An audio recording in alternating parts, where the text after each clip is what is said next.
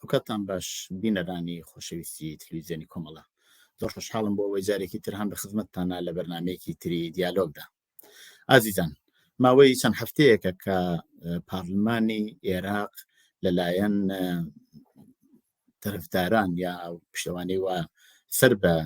سەدرن داگیر کراوە. ئەمە لە دوایە ئەو وەزیەتە هاتوۆتە پێشەوە کە ئەچێ بۆ نزیکەی ساڵێک پارلمان هێشتا بڕیاری نەداوە چێ ئەبێ بە سەرۆکی حکوومەت، چێ بێ بە سەرۆکوەزیران و زۆر شت کە ئەبووە دوای انتخابات کە گیرا جێبەجێ بکرا جێبەجێ نەبووە. کێشێک لە ناو دەستەکانی شیعە لە جنوب هەیە و یا لە خودی عێراق هەیە و هەروەها تا ئەندازەیەکیش ئەمە لە ساحەی کوردستانەوە پۆنگی خواردوێتەوە، ئەوان تەسیریشی لەوە وەرگرتووە. ئەم باسێکی گرنگی ڕۆژە ئێمە داوامان کردووە لە مامۆستا ژیلوان هەڵدەنی کە مامۆستای تاریخە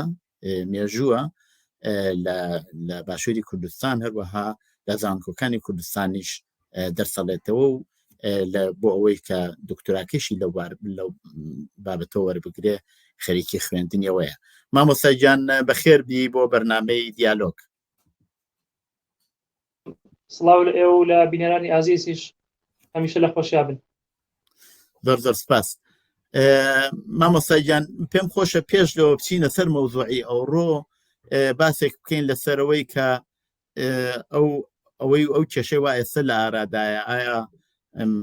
بە تایبەت ئەگەڕێتەوە سەر ئەو کاتەی وا ئێستا ئێمە و تۆ پێکەوە قساکەین یا مێژوویەکی کۆنتری هەیە؟ بۆ عێراق هەمیشە ئاوا تووشی کێشە بووە، جاری وایە کودەتا کراوە، بە کودەتا حکوومەت هاتووە سەر حکومی کردووە. تەبعەن حکوومەتی پێشووی سەدام زۆر دوور و درێژ بوو ماوەی مانەوەی و حکوومەتکردنەکەی، بەڵام هەر پێش لەویش زۆر جار ئاڵوگۆر لە ساحەی سیاسی عێراقا بوو. پێم خۆشە لەباری مێژوویەوە ئاوڕێک بدەینەوە لە ڕابردوو جا دوای دینە سەر باسەکەمان. بەڵێ، دووبارە سپاس. سڵاو لە ئەو لە بینەرانی ئازیزشان. بەڵە دیارە ئەگەر ئێمە سەیری مێژووی دروستبوونی دەوڵەتی عێراق بکەین لە ساڵی 1921 ئەمە بنەمای دروستبوونی ئەو دەوڵەتە بۆ چیە گەڕێتەوە؟ بۆ داگیرکاری بەریتانیەکان لەم منتیقەیە و دواتر ڕووخانی خەلافەتی عوسمانی و پاشان لەو بنەمایەوە ئەگەر سەیری بکەین ئێمە بینین دەوڵەتی عێراق لە چەند پێکهاتەیەک پێگاتەوە. سەرێکی ترینیان بڵین ئەگەر کوونەتەوە سەرێکین و کورد و عەرەب، ئەگەر وەکو پێکهاتی ئاینی سەریکەین لە مەزهەبی سونە لەگەڵ مەزهەبی شیعە و هەروەها چەندین ئاین و ئاینزای تر کە لە وەکو سابی ئەمەندەیەکان وەکو کاکەی، وەکو ئێزدی، وەکو عەلیلاهی، وەکو حەقا و هەروەها چەندەها مەزهەبی تری تایە و لەناو شیعەکانیشدا چەندین مەزهەبەیە. ئەمە دیارە واتە ئەتوانین بڵین ئەمە پێکهاتێکی ناهۆمۆجین بووە، نایەکسان بووە. ئەمە وەکو بنەمای دروستبوونی و هەروەها بەبێ حسابکردن، بەبێ هەژمارکردنی لایەنی نەتەوەی دەوڵەتی عێراق، کامە تۆ نەتەوەیەکی تر دێنی بە نەتەوەیەکی تری ئەنووسێنی بێەوەی حساب بۆ خواسە نەتەوەیەکانی بکەی، بەتایبەت لەو سەردەما لە ساڵی 1921 کە خواستێکی گەورە لە ناو گەلی کووردا بۆ سەربەخۆیی لەم ناوچەیە لە باشووری کوردستان هەبوو بە سەرکردایی شێخ مەحموود و دواتریش شۆڕشەکانی کورد ئەگەر سێرکەین بەپێی ظروف و زەمان خواست و داواکاریەکانیان هەر لە سەربەخۆیەوە تا خودموختاری و تا مافی ڕۆژبی و تا ئێساش فیدراڵی. ئەمە مانای وای ئەم پێکهاتەیە ناهۆمۆجینە، نایەکسانە. ئەمە وای کردووە ئەمە هیچ وێ لە گرفتەکاتە گرفتێکی مێژووی، واتە گرفتی دروستکردنی دەوڵەتی عێراق لە ڕووی مێژوویەوە. لە ساڵی 1921 تا 1958 زاینی دیارە ئەو قۆناغە کە ئەتوانین بڵێن دەوڵەتی مەلەکیان پاشایەتی لە عێراقا بوو. ئەم دەوڵەتە زۆر هەوڵدرا ئەم دەوڵەتە بکرێت دەوڵەتێکی عێراقی، یعنی ئەم دەوڵەتێکی عێراقی بێ، هەموو عێراقیەکان بێ، بەڵام نەتوانرا. بۆ لەبەرەوەی هەر لە سەرەتاوە بەریتانیەکان زۆر گرنگیان بە سوننەدا،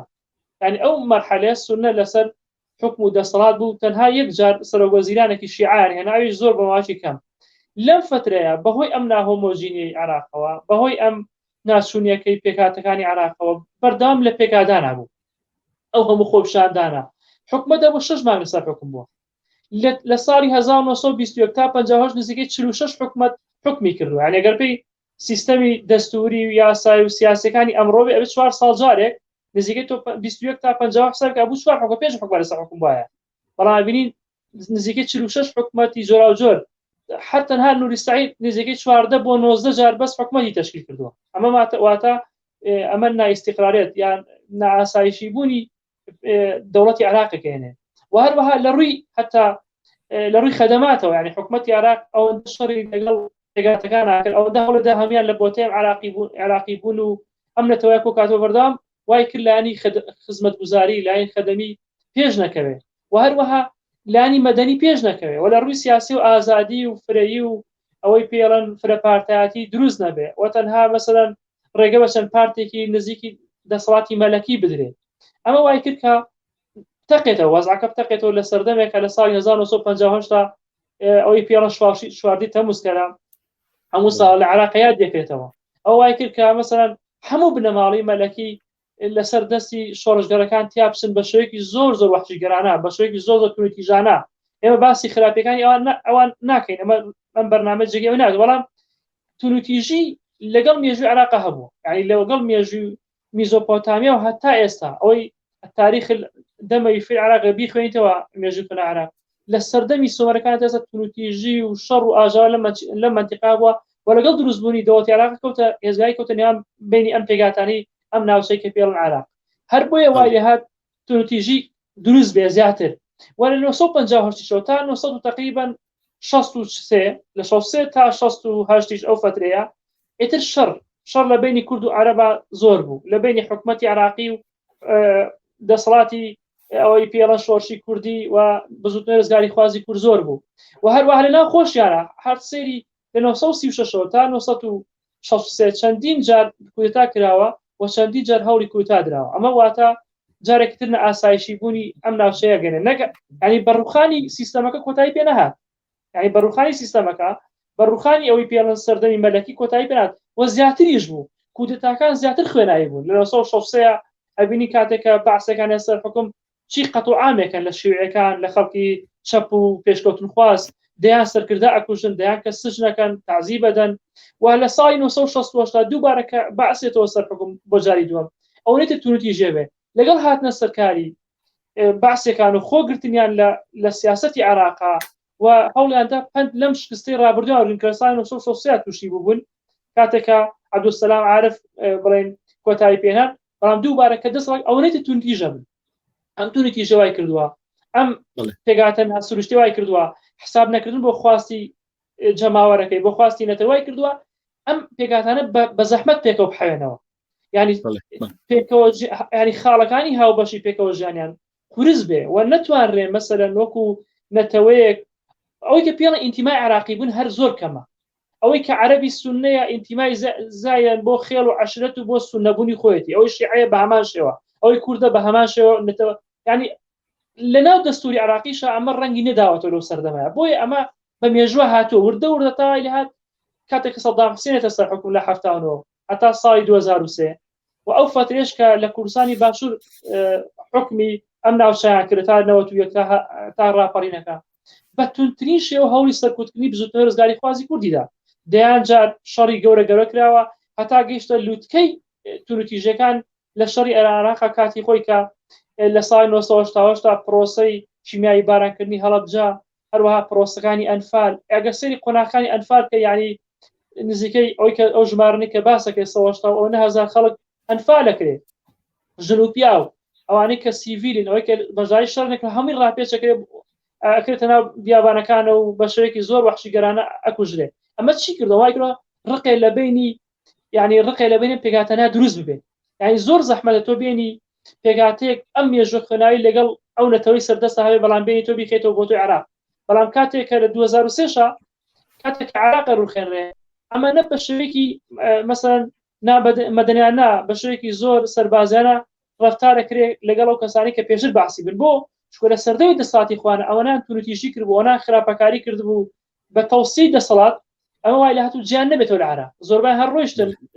وڵاتیان بەجێهێشت، زۆربیان مەسەلەن ئەوانەشی کە مەعارەزە بوون پێشتر بە تایبەت مەعارەزەی شیعە و کورد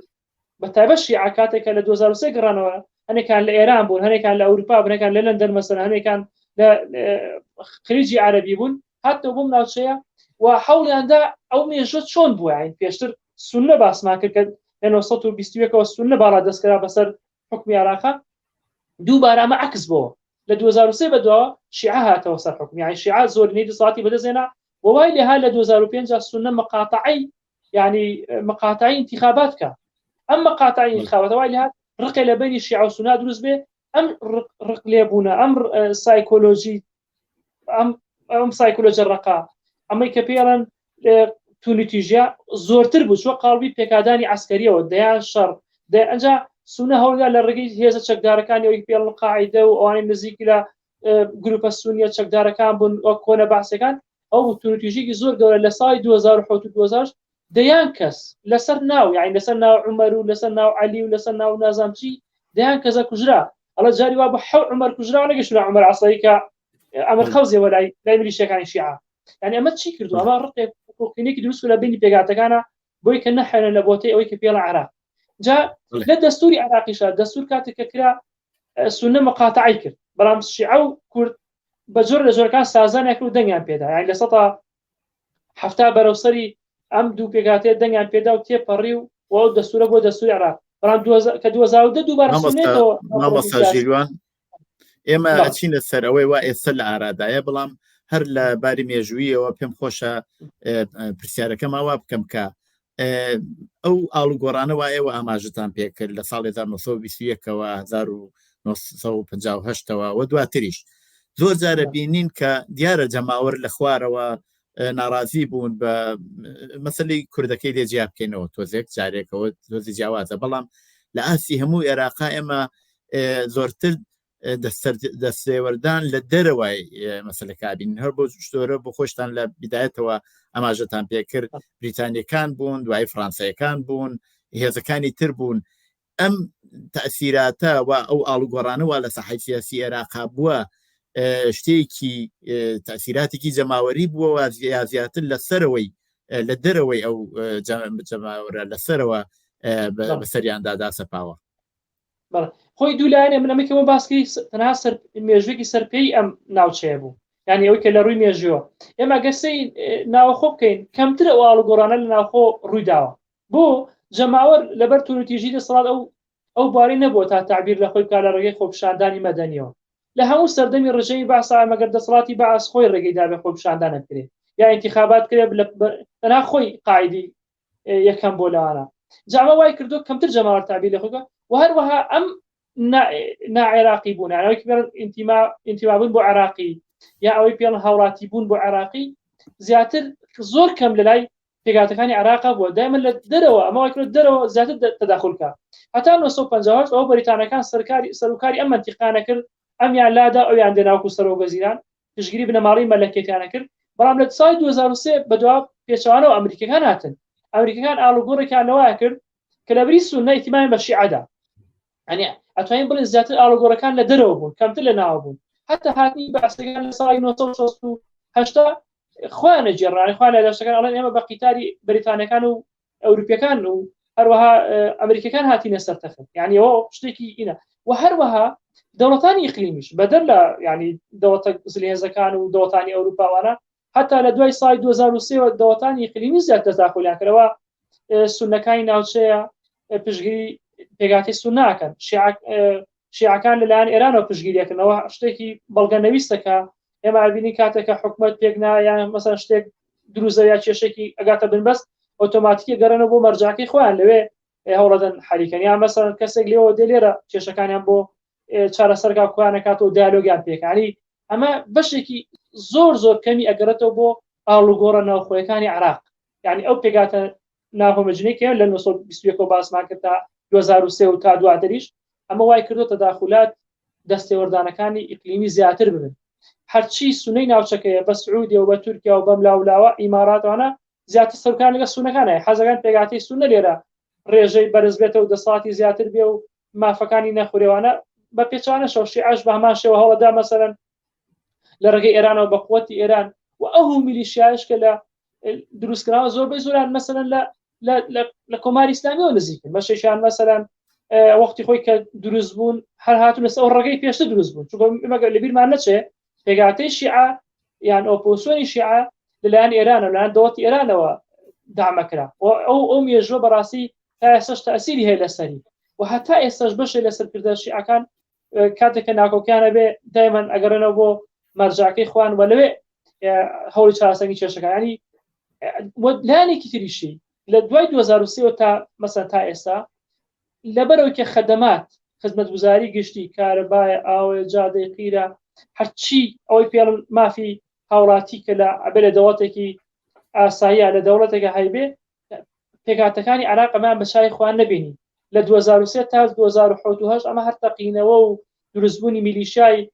سونی و نازام لێ نادروستبوونی میلیشای شیعی و پێکادان و شەڕ و خوێناوی خەڵک یعنی بەس ئەوەندە سەر و ماڵی پارێزراو بێ ئیتر ڕایەکرد ماڵی خۆی بەجێهێشت لە 2008 بە دواوە ئیتر وردە تولی تێژەکان کەوتە قاڵبووینەوە حیزبەکانە منافەزە حیزبەکان حکومت پێک ناهات لە ئێمە بینین ئەوە نزیکەی ساڵێکە انتخابات کراوە گە دوومانیکە بڕوا ساڵێکە تا ئێستا حکومت پێک نهاتووە ئێمە تەئسیری لەسەر بواری خزمەتگوزاری بێ حکومەتێک کە لەسەر کارێسە کاتیە ناتوانێت بارەزووکەی بودجە سەرفا خدمات بکات و هەروەها لە دوای 2014 کە داعش دێ ئیتر ئەو ناوچانەی بەتایبەت ناوچەکانی سونەنشین لە پارێزگای نەنەوا لە مووسڵ و منتیقانەی وەرانەکە تا ئێستا منتیقانە خەدەماتی ینی هاواتی بەدەر لەلایەنە سیاسی کەسەی لێشێواوە نازانانی ینی ڕووکاتە چی ڕووکاتە کوێ لەگەڵ لایەنە خەدەمیەکەشی لەولا وەستاوە بەم گەرمای پڕۆکێنرە خەڵک کارەبای نییە ئاوی نیە مەسەڵەن خەدەماتی گشتی نییە یعنی تا ئێستا لاوچەکانی بەسڕە و منتیقانە ئێمە بیستین جاری وایە کە خەدەمات نیە ئەمە وا ئەکە هاوڵاتی تووشی شۆک بێ دەسەڵاتێک مەسەن ئەو لە 2023 تا ئێستا چەند ساڵەکە نزیکەوە 20 ساڵەکە تا ئێستا نەیتوانێت مەسەن کارەبای پێویستی بۆ دابینکە ساڵانە داهاتی عراق ڕۆژ بەرزەبێتەوە داهاتی بەرزەبێتەوە بەڵام ئەم بە چای خۆی ئەم هەڵکشانە ئابووری لە ئەرزی واقعا نابینێ بەڵام وەکو باسم کرد زیاتر تداخلات دەرەکان بۆگەڵێ بۆ ناوخۆی عراقی شێواندووە بڵێ تایبەتمەندی وڵاتی عێراق لە چیایە کە بووە بە مەیدانی ڕمبازێنی ئەم هەموو هێزە دەرەکیە ستا بێتمەندیەکی هەیە بۆ مەسەلەن ئەوە بە تایبەت ئەوە بەو هەموو مێژوایەوە ئەلعانە ئاماژتان پێکرد چیەوە ئەو هەمووە هێزە دێن تداخلەکان ئەیکەن بە مەیانی شەڕ لەگەڵ یەکتر ئەیکەن بە شوێنی بڕینەوەی بەشێک لە ئەو کێشانەوە خۆیان پێکەوە هەیەە لە ساحی عێراقا ئەو تایبەتمەندیانە چییە؟ یەکەم تایبەتمەندی ئەوەی عراق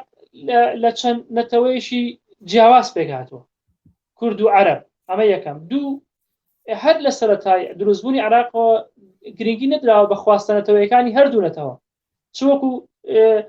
پێگاتەی عەرەب کە لە خۆی لە سونە و شیعە بێت چ پێگاتەی کوردیش ینی گرنگی نەدرا بە خواستنەتەوەیەکان و هەروەها ئەو حکومەتانەشی کە لەسەر کار بوون تا 2023 گرنگیان مافەکانی کورد نادا کورد خۆی زیاتر بە ینی ئینتیمای بۆ کوردبوونی خۆیەتی عەرەب زیاتر ئینتیمای بۆ عەرەببوونی خۆیەتی و هەروەها ئەم هەموو پێگاتە جیاوازانەش ئەو دەوڵەتانی کە فرە مەزەب و فرە نەتەوە فرە ئاینێن دایمەن وەکو لوبنان وەکو عێراق ئەم دەوڵەتانە بەڕاستی ئاسایشی نەتەوەیی وەگەڵێ ئیستقرار بەخۆ نابینن دایمە هەر کاتێ بچووکترین کێشەی مەزەبی دروست بێ ئەم مەزەبانە بێکادن بچووکترین کێشەی نەتەوەی دروست بێ ئەم نەتوانە بێکادن واتە بنەمای پێگاتەی ئەم دەوڵەتە ناهۆمۆجینە دووەمیش پێوەستە بە ئەو کەسانی کە لەم ناوچەیە حکومەکە دایمە پشت بە دەرەوە بەستن ئەزانە کە خۆیان ناتوانن ئینتیمای جەماوەت بۆ خۆیان ڕاکێشن دێن لە ڕێگەی دەوڵەتانی ئیقلیمەوە هێز بۆ خۆیان دروست دەکەن وەگەڵ خەتڕەچێک بۆ خۆیان دروست دەکەن کاتێک کە تووشی شکست لێبن پەنای بۆ بن یا و هەروەها ئەگەر ئێمە سەیری مێژووکەین چونکە ئێران بەتایبەت لەم لە هەموو قۆناغەکانی بەحسا لە ساڵی 900 بڵێن لە هەر لە سەرەتاوە وە لە 1970 بەرەو دووە لە دوای شەڕی عێراقەوە کە دەوڵەتی عێراق و ئێران ئەم هەموو شەڕە ئەکەن 8 ساڵ شەڕەکەن ئەمە وای کرد ئۆپۆزیسیۆنی عێراقی هەمووی لە ئێران بێ زۆربەی زۆری لە 90 لە ئێران بوو بۆیە ئەمە خۆیان بە قەرزاری ئێران ئەزانن و ئێرانیش بەگەڵێ بە حەقێکی خۆی ئەزانە کە داخل لە عێراقا چونکە ئەوە ترسێ لەوەی کە دەسەڵاتێک لەم ناوچەیە بێتە سەر حکم دژی ئێران بێت دژی بەرژەوەندەکانی ئێران بێت یا لەم ناوچەیە بێتە سەر حکم دژی بەرژەوەندەکانی سعودیە بێت بۆیە ئەویش وەڕدار لە هانی پێگاتی سونە بەیان تورکیا لەم ناوچەیە لەوە ئەترسێ مەسەن دەسەڵاتێک لێرە حکم کات دەسەڵاتێک سیستەمێک لێرە بەڕێوە ببرێت دژی بێ ینی دژی بەرژەوەندەکانی ئەو بێ و هەروەها یارمەتی نارەکانی ئەو بدە و سێریکن ئەمەش لە نمونەکانی دیارە دایما و دەوڵەتانە هاتوون ئەم بزوتنەوانە ئەم هێزە دەرەن ناکرێت بۆ وەرەقەی بدەسوانەوە لە کاتی دانوستانە و وەرەقەی فشار بەکاری دێنن مەسەڵەن چۆن تورکیا وەرەقەی ئاوی هەیە دژی عێراق بەکاری دێن هەر کاتێک پەکە مەسەڵەن چارەکەیکە لەولا تورکیا ئاوە گرێتەوە یا مەسەڵەن دێن ناوچەکان تۆ بارانەکە بردومانەکە ئێرانیش بە هەمان شێوە لا وەرەقەی شیعی هەیە وەرەقەی ئاوی هەیە ئەو ئاوە هاوبەشانەی کە لە بین ئەم دەوڵەتانە هەیە و هەروە ئەگەر سی جیۆپۆلیتیک پێکهاتی عێراقیش بکەین پێکهاتی عێراق بەڕاستی لە ڕووی خاک و لە ڕووی جوغرافیا و لە ناوچەیەکی گەرمایە ئەو ناوچەیەکە پێڵن ڕۆژهەڵاتی ناوەڕاست ڕۆژهەڵاتی ناوەڕاست ناوچەیەکی گەرمە لە ڕووی سیاسیەوە لە دنیای من زۆر جار ئەڵێم لە ئەنجاری وایە لە محاضراتە باس دەکەن ئەڵێن 10,000 شەڕ لە دنیای لەم ناوچەیە ڕوویداوە 10,000 شەڕ 9,000 لەم منتیقەوە کە پێڵن عێراق لە نزیکی عێراق چ لە سەردەمی سۆمەریەکان هەتا ئێستا هەم ئەم شەڕ و فەرتەنە و وەگەڵە بە زمانە هەمووی لە منتیقەیە ڕوویدا ئەم پێکهاتانە سەربازانەوەی کردووە خەڵک بەڕاستی لە ڕووی سایکۆلۆژیەوە لە ڕووی دەرونیەوە زۆر هیلاک بێ حەزەکە هەر کەسێ دەسەڵاتی مهم ئیستیقاری بۆ بگەڕێنێتەوە ئەی فاکتەری ئابووری یان نەوت تاثیری بووە لەسەر من نهات مەسەر فاکتەری ئابووری تەنها فاکتەری جوغرافی و فاکتەری نەتەوەی و ئەوانە فاکتەری نەوتیش یەکێک بوو لە هۆکارە هەرە سەرەکیەکان ئێمە لە مێژووە بینی کاتێکە بەریتانەکان یەکەم جار لەگەڵ فەڕەنسەکانە ڕێکەوەن ویلایەتی مووسڵ کە بەپێی ڕێکەوتنی سایکیز بگە بەر مووسڵ کەوتە بوو و بەریتانیاش دواتر بڕیایدا مەسەلەن ئەم ناوچەیە دەوڵەتێکی سەربەخۆی بۆ دروستکە بەتایبەت لە کوردستانی باشوور پەشیمان بوون چونکە زانن کە لەو دۆزرایەوە بۆ لەبەر ئەو کاتە پیشسازی ئەوروپا و پیشسازی بەریتانیا پێویستی بە وزەی نەوت بووە و هەموو ئەو پیشسازیانی کە لە ئەوروپا بە نەوت بەڕێوە چوون لەبەرەوە پەشیمان بۆ ئەو ناوچەی نەدا بە فەڕەنسا واروەها لە دواتریشە لە ساڵی 1925 بۆ 26 بەپێی ڕێکەوتنی ئەوەی پێڵەن کێشەی ویلایەتی مووسڵ لە تورکیاشی وەرگرتەوە هەر بۆیە تورکیا ئێستا لە ڕووی مێژوویە و ناوچەیە بەی خۆی ێزانە پێی وایە ئەوە بەریتانەکان بوون فێران لە تورکیا کردو بە کۆمەڵێ وعد و ئەوانە تورکیان ڕازی کردو کەم ناوچەیە نەبێت نەچێت سەر تورکیا و ئەشبین ئەم ناوچەیە لە ڕووی کانزایی و لە ڕووی حتا لە ڕووی نەوتە ئەوەندە دەوڵەمەنە تا ئێستاش نەوت ئەوە تا بینین لە سەر و $100 و لە نزیک $100 ئەو مانای هێشتا گرنگی وزەی نەوت هەرماوە ئەمە ژوای کردووە کە بەڕاستی زلهێزانی جیهان و دەوڵەتانی ئیقلیمی بەردام چایان لێ بێت و بترسن لەوەی کەوا بەهۆی ئابووری بەهێزی ئەم منتیقە و دەسەڵاتە دروست بێ سبەی ڕۆژێ ئەم دەسەڵاتە بێتە مەترسی بۆ چواردۆری خۆی بۆ دراوسەکانی خۆی بەتایبەت دەوڵەتانی وەکو تورکیا و ئێران و سعودیە و هەروەها ئەردن ئەمانە زۆر ترسن لە لەوەی کە دەسەڵاتێکی زۆر بەهێز بێت لە منتیقەیە بێتە مایە مەترسی هەر بۆیە بەردەوام ڕێگرن کەوا ئیستیقراری سیاسی لە منتیقەیە پێک بێ و بەردەوام هانی ئەو دەسەڵاتانە ئەدەن ئەو حکومەتانە ئەدەن کە بەردەوام کێشە دروستکەن کێشەی ناوخۆی ئەوەتە مەسەلەن هانی مەسەلەن تونوتیژێدەن میلیشای چەکدار لە خۆ گرن بۆی کە تونوتیژوا بۆ وەرەقەی فشار بەکاری بێن وەکو باسم کرد ئەم سنوورە ئاوی هاوبەشانەی ئەم ئاوا هاوبەشانەی کە لە تورکیا هەڵا خۆ دێتە عێراقەوە لە ئێران دێتە ئێران منتیقان گرفتی بۆ ناوچە بیابانەکانی عێراق دروست کرد ئێستا گرفتی بۆ ناوچە دانیشتوانەکانی منتیقەکانی خوارو دروست کرد چونکە ئێستا وردە و فڕات دژلە فڕات کاتێکە کەمەکە تاثیر لەسەر بواری کشتوکاڵ هەیە لە ئێران بە هەمان شێوە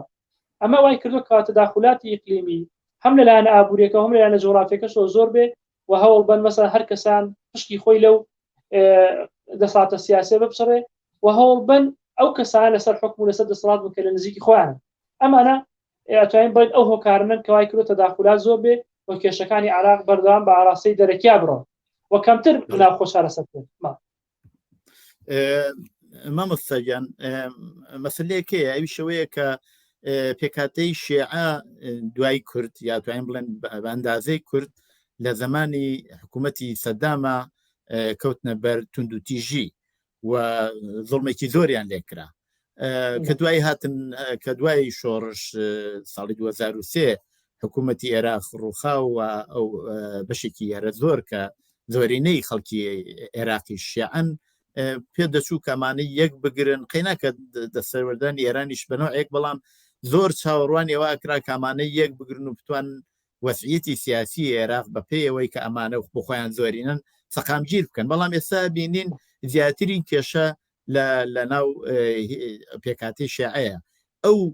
مەسەلە ئێوە بۆ خۆتان چۆنیە بینن دیارە ئێمە باسماکەتان 2023 پێگاتی سونە لەسەر حکومی عێراق بوو ئەمە وای کرد بوو کە شیعە حەز بە خورانی مافەکانی خۆی بکات لەم ناوچەیە پەنای بۆ دەوڵەتی ئێرانە برۆکو دەوڵەتێکی شیعە مەزەبووانە لێوەی دەستیان کرد بە خەبات هەتا 2023 کاتێک ئەمریکا هەڵپەیمان هاتن عێراقیان ڕوخان شیعەکان ئیتر بەعکسەوە وەگەڵێ شیعەکان باڵا دەست بوون چونکە هەر بە ڕێژەی دانیشتوانی شیعە زۆرینەی عێراقا تەمان زۆرنی بڵێن عەرەبی عراقی پێگەێنێ ئەمە وای کردو کە شیعە باڵدەست بێت بەڵام لە ناو شیعەکانیشە ئەجێندای جیاوازەیە تێڕوانی جیاوازێ بۆ حەلکردنی کێشەکانی عراق یعنی مەسەڵەن گروپێک ئێستا حالان گروپێک مەسەڵەن خۆی بە عراقی ئەسیلە بینێ پێی وایە ئیتر کریری چارەسەری کێشەکانی عراق لای ئەوە بەتایبەت سەدرەکان پێیان وایە ئەمە ئەتوانن بە شێوەیەکی سەربەخۆ دوور لە دەسەڵاتی دەرەکی بەتایبەت مەوسیان ئێرانە کێشەکانی عراق چارەسەر بکەن خواستی هاواتی بێنەدی و بەعکسی شۆ چوارچەوەی هەمانگی کە لە خۆی لە پێگاتەکەی مەسەڵەن ئەوەی هادی عامری و دەوڵەتی یاسا ئەوە نابینێتەوە ئەمانیش پێیان وایە کە سەدر ناتوانێت بە 73 کورسیەوە لە 329 کورسی بێ حکمی عراق بکە بۆیەشە لە چەند مانگی ڕاوردە نانێش حکومەت پێک بێنێ حیسابیان بە تاوا نەکرد و هەروە هەوڵی دابرانی ئەو کورسی سەربەخۆکانیشیاندا واتە ئەجێندای جیاواز تێڕوانینی جیاواز بۆ حەلکردنی کێشەکانی عراق و هەروەها بە دەرەوەی سەدر ئێستا لە ناوچەکە خۆی بە بەهێزە بینی پێی وایە ئێستا ڕاستە کورسی پەرلەمانی نەماوە بەڵام شەقامە جوڵێنێ و هەروەها هەموو ئەو کەسانەی چاودێرن لە سەروەزی عێراق پێیان وایە مقتەدا سەدر کابرایەکی ناسیۆنالیستی شیعیە وەکو مەذهب کەسێکی ناسیۆنالیست بەڵام شیعەیە و هەروەها ئێستا ئەو ناوچانەی کە مەسەڵەن سەدرەکان تیایی بەخوەتن ئەگەر سێ بکەین یعنی ئەو ناوچانە کە مەسەڵەن زیاتر گەنجی لێ یعنی پێگاتەی گەنج یا چینی گەنج لەو ناوچانە زۆرترە ئەو بەهێزە ینی خاڵێکی بەهێزە بۆ سەدر کاتوانێت مەسەڵەن ملیۆنێک گەنج ملیۆنێ خەڵک بێنێتە سەر جادە و خۆپیشاندانی پێ بکات ئەمانەی بەهێزیە گەنێ بۆیە ئەم هێزە لە پشتی خۆیەوە بینێ بۆیە ئەوەدا تەداخل بکە بەدەرەوەش سەدر تێڕوانی وایە یان ئەوانەی هەندێک چاودێران کە پشتگیری تێڕوانەکانی سەدر پێیان وایە لە چەند ساڵی ڕابردووە بۆیە عێراق سەرکەوتوونە بۆ چونکە دایمە تەداخلاتی دەرەکی هەبووە سەدر پێی وایە ئەبێت تەداخلاتی دەرەکی نەبێ و کێشەکان لە ناوخۆی عێراقا چارەسەر بکەن و بۆ ئەمەش یەکەمین چارەسەرەوەی کە پێکاتەی حکومەت لە زۆری نەبێت یعنی حکومەت ئەوەی پێڵ ئەغلەبی وەتانی زۆرینەی نیشتیمانی پێ بۆیە زۆر هەوڵیدا لە چەند مانگی ڕابردووە ئەگەر تویتەکانی بکەنەوە دایمە داوای دەوڵەتی ئەغلەبی نەتەوەیە پێی وایە ئەم سازانە تەوافقی کە هەیە ئەم تەوافقی کە هەیە لە بینی پێگاتەکانە ئەمە مەسەڵەن ئەوەندە وەزارەت بۆ فڵان پێگاتە بێ ئەوەندە وەزارەت بۆ فڵان حیزب بێ پێی وایە ئەم پێگاتەی وای کردو دەستی حکومەتی بەستۆ لەوەی کە محاسبەی وەزیر بکە گەندەڵی نەهێڵێ قاچاقچێتی نەهێڵێ نەوت نێڵێ بە تاڵان بڕوە و هەروە وا بکە مەسەڵەن حکومەت بە تاوی دەست بەسەر هەموو ناوچەکانە بگرێ و دەستی حکومەت پێی وایە دەستی حکومەتی بەستووە خۆی لە واقعیشە وایە دایمە حکومەتی تەوافقی حکومەتی سازان ناتوانێت هەمووی شێ بکات چونکە ئەو حکومەتە بە سازان پێگاتوە گەی پێگاتە بێتە دەرە لە حکومەتەکە شەرە لەبێت ئەڕوخێ بۆیە ئەبینێتە لە لوبنان ئەوە لوبنانیش ئەگەر چەند ساڵی ڕابردوو بکەینەوە تا ئێستاوەتە حکومەتی لوبنان چەندەها جار ڕووخا و هەڵوەشایەوە ئیتر انتخابات دروست بوو چونکە پێگاتەکان ئەجێندای جیاوازیانە تەداخلاتی دەرەکی ئەوەتە حکومەت دروست نابێت لێرە ژوایە لە عێراقا ینی هەموو چاودێران پێیان وایە ئەوانەی کە لەسەر سەدر وا بیرەکاتەوە پێی وایە ئەبێ حکومەتێکی زۆرینەی نیشتیمانی پێک بێ خۆی وەزیرەکانی لەو لەستا بێ سەرۆکوەزیران لە خۆی بێ ئەم وەزارەتە بتوانێت ئیش بکات یعنی دەسەڵاتێکی بەهێزی هەبێت و ئەم دەسەڵاتە بەهێزە لە ڕێگەی چیەوە هەوڵیدا لە ڕێگەی پەرلەمانەوە بیکات بەڕێکەوتن لەگەڵ چەند لایەنێکە هەوڵیدا کە زۆرینەی کورسەکان بەڵام چونکە حکومەت لە عێراقا 329 کورسی پەرلەمانی ئەبێت 220 پەرلەمانتار لە جلسەیەکە دانیشێ کاکات دوو لەسەر سێ دەنگ بن بۆ سەرۆکۆمار حکومەت کوتلەی زۆرینە ڕاست پێرێ بۆ پێگەنانی حکومەت ئەمە شێوەیە پێگەنانی حکومەتە لە عێراق دەستوری شەر بۆ شازە و دادگای فیڵاژوا لێکدانەوەیەتی بەڵام ئەمە زۆر قورسە پێکهاتنی عێراقا چونکە لە ژمارەی تەوزیعبوونی ژمارەی کورسەکان دابەشبوونی ژمارەی کورسەکان لە ناوچەکەیە لە ناو عێراقا وای کردووە کە نەتوانرێت لەم وەزعیەتیان نەتوانێت هیچ لایەنێک ئیهمال کرێت چونکە ئێستا کوتلەی ئەوەی پێڕە چوارچەوەی هەمانگی ئەلیتارە تەنسیقی ئەم پێگاتانە زۆر کورسیان نزیکەی 131 کورسی زیاتریان هەیە و هەوڵیشانداوە زۆرترین ئەولانش کە پێرە سەربەخۆ و حیزبە کوردەکان هەنێکیانوانە بەلای خۆیان ڕاکێشن بە تایبەت لە کاتی پشتکردنی داوەشکاریە بۆیە سەدیش نەیتوانی مەسەڵ ئەو کورسیانی کە ماون ڕاکێشەوە لای خۆیان ئەم ژمارەی کۆکاتەوە یعنی زۆر قورسە لەم کاتەیە لایەنێک بتوانێت حکومەت بێ ئێستا ئەگەر چوارچەوەی هەمانگی حکومەتی پێگەێنایە ئێستا ئەگەر پێکردن تەسەورێکم نەگاتە شەشمان وەکو حکومەتەکەی عادل عەبدولمەجید لە چەند ساڵی ڕابردووە کە تشرینیەکان ئەوەی پێڵەن خۆپیشاندانی تشرینی 2019 کۆتایی پێێنا ئێمە بینیمان یەکسەر ناچار دەست دەکار پێش ئەمە زۆر بۆ خۆپیشاندان تونوتیشی لێکەوتەوە ناچار دەست دەکار پێشێتەوە و ئەو ئێستا وای کردووە کە ینی ئێستا زۆر وای لە هاتووە ئەگەر حکومەتەکەش دروست ببێ بترسن سەدر ئەو خۆپشاندانەی پێسەر ئەو ئێستا ئەوە هەفتەیەک زیاترە پەرلەمانیان هەرداخستووە ئەوە تا بینوە شەقامیان گرتووە یعنی لەوە ئەترسێ جا یەکێک لە گرفتەکانی تر لە عێراق ئەم بوونی ئەم میلیشیانەیە و هەموو کوتلە شیعەکان میلیشیاک لە پشتیانەوەیە سەدر هێتا سەرایە سەلام مەسەلەن ئەوانەی فەتوانە مەسەلەن حەشی شابیوان لە پشتیانەوەی یعنی گرفتەکە ئەوەیە ئەترسی یەک تۆز جوڵە بکرێ یعنی جوڵێکی تر بکرێ بە ڕاستی ئەوەی کە ئیتای تەنسیقی بێ لە دەرەوەی پەرلەمان کۆبوونەوە بکا و حکومەت پێگەنێ زۆر دوور نیە پێکادانی چەکداری دروست بێ زۆر دوور نیە لە شەقامەکانی عێراقیا بگاتە ڕادەی خوێنڕشتنی زیاتر نەکات تەنها خۆپیشاندان بەڵکو وای لێبێ لێتر بن مەسەلەن لە ئەو هێزانە بێکا بن و حکومەت شەلەل بکەن بەدەرەوەش بۆ چونێکی تر هەیە پێی وایە حکومەتەکەی کازمی کە ئێستا حکومەتی کاربەرەکەرا ئیشەکانی باش ڕاتە پێشەوە یعنی لاوان پێیان وایە کە هەردوو لا ینی هەردوو کوتلەکە ینی وەگەڵە تەوافقیشی لە نەوسرایان هەیە بۆ حکومەت درێژە بکێشێ ینی پێی دەسوور نە ئەو باتە ئێستا بەڵام هەنێک پێیان وایە کە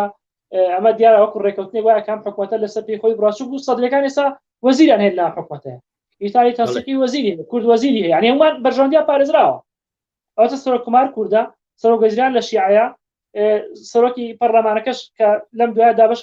ینی وەگەڵە کێشەکە زۆر لەسەر دەسەڵات نەماوە یعنی ئەمانەش ئێستا وەکوە بڵی اتفاقێکی نەنووسراوە هەیە لە بین ئەم پێگاتانەیە بۆ درێژە کێشانی ئەم حکومەتەی کازمی چونکە پیان وایە کازمی تا ڕادێک لە هێورکردنەوەی بارودۆخی عێراق لە ئاوادانکردنەوەی کۆمەڵە ناوچەکان لەگەڵ لە پەیوەندیەکان لە کوردە تا ڕادێک سەرکەوتوو بووە ئێران و ئەمریکاش وەکو دوو دەوڵەتی زرێز کە عێراق بەڕاستی بەڕێوە بن لەسەرەوە خانێک چاودران پیان وایە ئەم هەردووکان ڕێکن لەسەوەی کە دەوڵەتەی کازمی تا ئێستا ئەگەر بەردەوام بێت تاماوەتکردیش پیانە هەنێک هەنگاو هەیە بڕێتوانێت سەرکەوتوو بێت بەتایبەت لە مەسەلەی استیقرارە لە پەیوەندیەکانی کورد و عەرەبە پەیوەندیەکانی بڕین هەرێمی کوردستان و بەغایە و هەروەها هەرتا مەرجەعی شیعەکانیش ئێستا قسەیەکی نییە لەو بارەوە کە شەرعیدا بە کامیان لەسەر حەقن من تەسەورەکەم ئەوە تا ئەم داواکاری سەدر بێتەدی ئەبێ ئەوژان دووبارە بکرێتەوە یا بژانی دووبارەکردنەوە بەلایانی کەمەوە 3 بۆ 6 مانگی پێویستە یعنی واتام حکومەتەی کازمی وردە ئەڕوا بەرەو 2 ساڵ و 3 ساڵ و 4 ساڵ وەک وایە بڕێ حکومەتی کابینێکی هەڵبژێرای ڕێکوپێکە کە لە هەمان کاتە کاتیشە ئەمە کێشەکانی عێراق بەڵێ ئێمە ئەوەی وایە بینین بۆ خۆی سەدریش ملکەچەکە بۆ ئەوەی کە لایەنەکانی تریش بەشدار بن بۆ نمونە خۆ سەدر نەیوتووە سەرۆک کۆمار شیعە بێ یا سەدر نەیوتووە ڕئیسی مەجلس طبعاً باسی ڕئیسی مەجلیسی کردووە بەڵام ئەویش لەسەر دابەشکردنی دەسەڵات ملی کەس کردووە ئەی باشە بۆچی دیسان هێشتا هەر ئەو کێشە هەر بەردەوامە گرفتەکە لەسەر حکومەتە لەسەر سەرۆکوەزیرانە لەسەر سەرۆکۆمار لەژوور سەرۆکۆمار ئەوە بڕاوەتەوە لە 2023 کە وەکو عورفێکی دەستوری لە هاتووە سەرۆکۆمار بۆ کووردا سەرۆکی پەرلەمان بۆ پێکاتی سونێ سەرۆکوەزیران بۆ شیعەیە و سەرۆکوەزیران پێویستە زۆر کوتلەی زۆرێک لای کاتەوە یاکە سەرۆکوەزیران لە عێراق دەسەڵاتێکی زۆر گەورەی هەیە سەرۆکوەزیران ئەتوانێت هەرچی سەرۆکی هێزە چەکدارەکانە سەرۆکی دەسەڵاتی تەنفیزیە سەرۆکی خەدەماتە سەرۆکی سەرفکردنی بودجەیە و دەسەڵاتێکی زۆر گەورەی هەیە سەرۆکوەزیران ئەگەر بێت و دەسەڵاتەکەی زۆرتر گەورەتر بێ ئەیتر وەگەر بێ دیکتاتۆر ئەمە ترسەکە لەمێ دووەمیش ئیتالی تەنسیقیش پیان وایە ئەوانی سەرکەوتوو بوون و پیان وانێ هەر سەدر سەرکەوتوو لە پەرلەمان ئەمانش خۆیان بە سەرکەوتووە بینین چونکە پیان وایە ئەگەر لە حکومەتەکەیان نەبن وردەدا پوکێنەوە واشە یان لە عێراقا و حیزبانە هەموو بە پارە و بودجەی دەوڵەت دەژین و بە پارە و بودجەی دەوڵەت دەتوانن خۆیان بەڕێوە بەرن وەگەر دەسەڵات دوورکردنەوە دڵنیا بە کەس نایان ناهێنێ وردە وڵاتنەوەی دووەم و سێمی دوای 2023 سەر حکومت و نزیکە بێتەوە ئەمە گرفتەکەیە یان گرفتەکە لەسەر دەسەڵاتەکەیە دەسەڵاتی سەرۆکوەزیران دەسەڵاتی گەورەیە وەکو سەرۆکۆمار نییە سەرۆکۆمار دەسەڵاتێکی تەشریفی هەیە ناتوانێت تەنانەت مەسەڵەن وەزیرێکیش لابەرە ناتوانێت مەسەڵەن خەڵکێکیش تاعینکە ناتوانێت مەسەڵەن خەدەماتێکیش بکات ناتوانێت هێزە شەدەرەکان بجوڵێنێ تەنها دەسەڵاتێکی تەشریفی پرۆتۆکۆلێک لەسەر دەسوور بکەین سەرۆکی ئەنجومەنی وەزیرانیش ناتوانێت چون زۆرنەی پەرلەمانەکان شیعەن با سەرۆکی مەجلیس سوننە بێت ناتوانێت قەناعەت بە پەرلەمانتارە شیعەکان بکات دەنگ بە مادێشی مادێشی یاسایی بن کە لە بەرژۆنی شیعانە بێت چون کوتلەکەەوە تەوزیع بووە لە سەتا مەسەڵەن 200 شتێک پەرلەمانتار بەس مەسەڵەن ئەمە هەر شیعان خۆیان بە شیعە ئازان لە مەنتیقە کەمترینی مەسەڵەن سوننە و کورد و ئانن کورد نزیکەی هەر ئەگە زۆر زۆری شێوێ کورد 6 پەرلەمانتاری هەیە ئەگە زۆر زۆری هەبێت سوناگەر زۆر هێمە ناگاتە 100 شتێ پەرلەمانتان ناگات 100 پەرلەمانتان بەڵام ئەوەی کە هەیە شیعەیە واتە ئەگەر سەرۆکی مەجلیسەکە بۆ سونەش بێ وەکو سەرۆکوەزیران دەسەڵاتی نییە چون سەرۆکوەزیران دەسەڵاتێکی زۆر گەورەیە بەپێی دەستوری عراقی ئەمەیە سەدر حەزەکایەک لای کاتەوە بۆ خۆی وەخۆی ئەو ئەجێندایی کە خۆیەتی جا ئەجێنداکەی ئەوان بەپێی تێڕوانی ئیتاری تەنسیقی یانوایە سەدر ئێوەی وردەوردا ئەو نەوەی یەکەمی دوای 2023 کە بریتین لە مالکی و عەبادی و ئەمانە ئەوتیان کار لە سیاسەت وردە دووریان خاتوێ ماش لە خۆیان ترسن پێگیان هەیە دەوڵەمەند کۆمپانیان هەیە میلیشیا حیزبیان هەیە کە بەم پارە و بجێ دەوڵەت بەڕێواچێ ینی ئەگەر بێت و لە حکومەت دوورخێنەوە چۆن ماسی لە ئاو دەرێکی تر وردەوردە ناژی ئەویش ئیتر وردەوردە ئەوان پێیان وایە ناژین بەبێت لەسەڵات و هەروەها لایەکیش تەداخلاتی ئێرانە پێیان وایە ئەگەر سەدر حکومەت تەشکیل کە ئیتر وردەوە دەستی ئێران لە منتیقەیە قەتعەکە نایڵێ ئەوە تەداخل کە لە مەسەلەی میلیشیاکان و لە مەسەلەی داهات و نازام ئەوەی کە پێڵن دەواازە سنووریەکان لە کۆمەڵێشتا بۆیە ئێستا هەوڵی سازانەگە دێت لەبێنی ئەم دوانەیە بەڵام سەدر تا چەنەچێتە ژێر باری ئەو سازانەیە لەوایە تەنەزولەکە کە ئێستا پێی وایە پەرلەمان هەڵۆشێتەوە پەرلەمان کۆتایی بە تەمەنی خۆی بێنێ هەبژارم پێێتەوە وەکو باسیشم کرێگە هەبژارم ئێستاش بڕای لێ درێت 3 تا 6 مانگە خیانێ هەر ئامادەکاریەکان ئەوەندەی پێچێ هەموو لایەنەکان پێیان وایە لە هەبژارن خەریان لێکراوە ئەیکە هەمووی خەدری لێکراوێ ئەبێ لیستێکی تازەی هەڵبژاردن دروست بێ و اینجا تا یاساوی بۆ دەکرێت تا کۆمیسیۆن کۆ بێتەوە تا تەوزیعاتی ئەم بازنانە ئاکرێتەوە جارێک تر پێم وایە شتەکە درێژە ئەکێشێ بەڵام ئایا هاتنی مەسەلەن بلاسخارد بۆ لای سەدر چی باس کراوە چۆن بۆ هەر چنەوتی کۆبوونەکە سەرکەوتوو بووە و سەدر مەسەلەن ئەڵێ ئێستا پشتیوانی نێتەوەشمان بۆ ئەوە دروستکە کاڵبژار دووبارەکرێت ئایا تا چەند لەمایە سەدر ئەتوانێت هەر پێداگر بێ و ئایا ئیتاری تەنسیقی ئەتوانێت مەسەلەن کورد بخاتە ناو ئەجێنداکەی خۆی و کورد قەنەعەتەوە کە حکومەت بەڵە تەشکیل کرێ و ئەمەی پەرلەمانی سای ڕابردوو کێشەی نەبوو ئەمە گرفتێکە لەبینی ئەم دوانەی هەردێوە چێ و لەو ناوە شارەی عێراقیش ئیتر ئێستا تووشی وەگەڵێ یەئز بۆ تووشی بێهیوایی بوو لەم دەسەڵاتدارە کە ناتوانن چاکسازی بکەن ئێستا شارەی عێراقی حەزەکە دەسەڵاتی نوێ بێت لەسەر حکومەت خەڵکێکی نوێ بێت دووچایەکی نوێ بێ و مەسەن کار و کردەوە ئانیش دوێنە چون هەرچی لە ساڵی ڕابردوو کراوە نەچووتە خزمەتی هاوڵاتیەوە تەنها لە خزمەتی پاراستنی دەوڵەتەکەیە بووە کەمتر دابەزێتە ناو خەڵک من کاتم زۆر نەماوە چەند پرسیاریشم ماوە تکال لێکە مەگەر بکرێت پرسیارەکان جوابەکان با تۆزە کورتتر بێ جاری هەربا لە سەر ساحەی عێراق چای لێ بکەین پێش لە پەتای کۆرۆنا خەڵکێکی زۆر بەتایبەت لە بەغا لە منتەقەی لە مەیانی تەحریر کۆبوونەوە و ناڕزایەتی خۆیان بەرامبەر بە حکوومەت و بۆ وەسعی ئابووری بە وەسعی دموکراسی بە وەسعی ئەو وەزیەتەوە هەیەە و شەڕ و تەقینەوە هەمووانەوە تووشیان بووە بوویان ئێستا دوای مەسلەی کۆڕۆنا کە هاتە پێشەوە و پەتاکە تەشەنەی سندوانە ئەو خەڵکە تەبعەن نەماون ئایا جێگۆ پێگەی خەڵک ئێوە ئاماژەتان پێکرد کە ئەو جوانەکانەوە گەنجەکان لە پشتی سەدرن لەم ئێستا ئایا ئەو خەڵکێ وا لە مەیدانی تەحریر بوون داخوازەکانیشیان جیاواز بوو ئەوان لەکوێ قەراریان گرتووە تۆزە زەحمەت نەبێ بە کورد ئەوانش دابەش بوون بەسەر ئەو کوتلە و پێکاتانی کە لە عێراقا هەیە ئێستا کورد سێری وەز عێراق کاوکو سێرکەرێ یعنی هیچ دەورێکی لەوەیان نییە و ئەوەی کە پێکاتی سونی هەر سێرێکە ئەوەی کە هەیە کێشەکە ناوماڵی شیعە قوڵ بۆتەوە ئێستا خۆ پێکاتی سونش بەشداری خۆپشاندنەکان ناگرێتەکەەوە یعنی ئێستا خۆپشاندنەکانی عێراقەتوانی بڵ ئیجەماوەری شیعە ئیجەماوەری ئەو کوتلانەیە ئەمە وای کردوە خواستەکان دابەش بن ئەوە خواستی مەسەن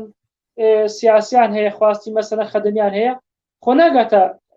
ناوچە سونە نیشتینەکان چون خۆ ئەمە دانیشتوانی نێوە و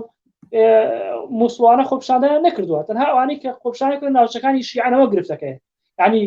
خواستێکی خۆڕسکی جەماوەری نییە لەمەیە ڕاستە خواستەکان ڕەوان لە ڕووی سیاسیەوە ڕەوان لە ڕووی یاسایەوە ڕەوان یعنی خواستێکی ڕەوان کە داوای چاکسازیەکەن داوای نەبڕی گەندەڵیەکەن داوای دەست لە کەرکەشانە وەزیرانکە گەندەڵن ئەمە ڕاستە ئەمە ڕەوایە بەڵام ئەمە خواستە نەبووتە خواستی هەموو عێراقیەکان خواستی هەموو پێگاتەکان ئێستا ئەمە کێشەیەکە لە ناوماڵی شیعە لەسەر پێگاتی حکومەت لەسەر پێگاتی حکومەت لەسەر سنەتی دابەشکردنی ئەم وەزارەت و وەزیرانەیە ئەمە گرفتەکەیە بۆیە توانین بڵێن لەو بەینا داخوازی خەڵک بەلا ڕێیا چووە ڕاستە داخوازەکانە وەکو باسم کرد ڕەوایە بەڵام لەو بەینا بەلا ڕێیا چووە و ئەوانیش ئێستا جەماوەریش چاوەڕێی پێگاتنی ئەم کوتلاناکە من پێم وایە کوتلەکانە سەرەوە پێک بێن ئۆتۆماتیکی جەماوەرەکەش خامۆش دەبێ و خۆپشاندن نامێنێت ئەم کێشانە تەمان تا ئەندازەیەکیش بەشی هەرێمی کوردستانی تەداخلدا لەو مەسەلا و ئەوانیش لە ناو ساحەی هەرێمی کوردستانە ئەنشقاقێک یا جابوونەوەیەکی زیاتر بوو لەوەی کە لایەنی کام لایەن لە هێزە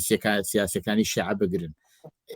ئەوە چەندێ توانیویەتی تاسیر لەسەر مەسەلەی کوردستان و هەرێمی کوردستان بکات لەباری سیاسیەوە ئەو کێشانەی ناو شیعەکان. طبعا تأثیری وەسە کوردستانیشەوە لە دوو ڕۆ، یەکەم لە ڕووی کە دابەشکردنی کورسەکان لەم ناوچەیە لە بینی معارەزە و لە بینی دەسات ئێستا گۆڕانکاری بەسەراتوە توانین بڵین لەو گۆڕانکاری بەسەر لایەن سیاسەکەش هاتووە. دومیش لەوەیە کە حکومەتی هەرێمیش چاوەڕێی پێگرانی حکومەتی عێراقەکە بۆ چارەسەرکردنی ئەو کێشانەی کە هەڵپەسێراون، کێشەی مادەی سەوچلە، کێشەی دەستورە، کێشەی ناوچە داوەڕێنراوەکانە، هەروەها کێشەی بەرکەوتەی کوردە لە حکومەتی عێراقا، و هەروەها ئەو کێشانەی کە کێشەی سنوورین لە بینی ئەم ناوچانەی کە پێڵە ناوچە دابڕێنراوەکان، ئەمانە حکومەتی کاتی ناتوانێت، حکومەتی کاربەرەکە ناتوانێت حەلیانکە، واتە ئاسپێرە بە حکومەتی داهاتوو، واتە لەم ڕۆوە توانین بڵێن کورد گرفتی هەیە. ئەجنا کورد دەوری نییە لە ڕێخستی ئەوانە، ئەگەر کورد هەمووی خۆش یەکلای کاتەوە بەلای ئیتالی تەنسیقیا حکومەت پێک نایە، هەمووشی خۆی یەکلای کاتەوە بەلای سەدراوە و بینیمان لە ڕابردووە کە پارتی لەگەڵ سەدراو ناتوانێت حکومەت پێکردن. یعنی کێشەکە لەسەر و دەسەڵاتی کوردیەوەی، لەسەر و دەسەڵاتی هەرێمی کوردستانە. هەرێمی کوردستانیش چاوەڕێکە ئەوان ڕێکەوە، یعنی چاوەڕێ ئەوانەیانە بێت، بەڵام ئەو ئاڵوگۆڕانە تاسیری داناوە کە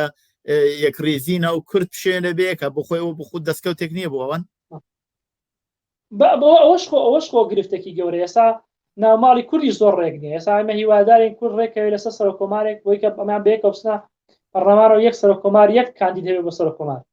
چون ئەوانیش چاوەڕێ ئێستا پێ ئێستا بەشێکی بریتی لە چاوەڕێەکان کە کورد ڕێکەوێت ناخۆیە. بەڵێ ئەوەشەیە جا ئەوە لایەنێکی تری ئەوەیە لەم ناوچەش ئەجەندای جیاوازەیە، ینی مەسەلەن لایەنێک بەشەوەندەکانی لەگەڵ ئیتالی تەنسیقیا، لایەنێکتر لەگەڵ کوتلەی سەدریا ڕێکەوتنێکی هەیە، مەسەلەن ئەو ڕێکەوتنە پێی وایە حکومەتەکەی سەدر دەتوانێت بۆی بێنێتی واڕوا لە بەرکەوتنی وەزیرەکان دواتر گرفت دروست بێ. خۆ هەر گرفتەکەی ئێستا نییە، لە دواتری شەدوای پێگاتنی حکومەتیش پێم وایە ئەگەر ئەوانەش ڕێکەون جایەکتر تۆپەکەوێتە ساحەتی کوردەوە،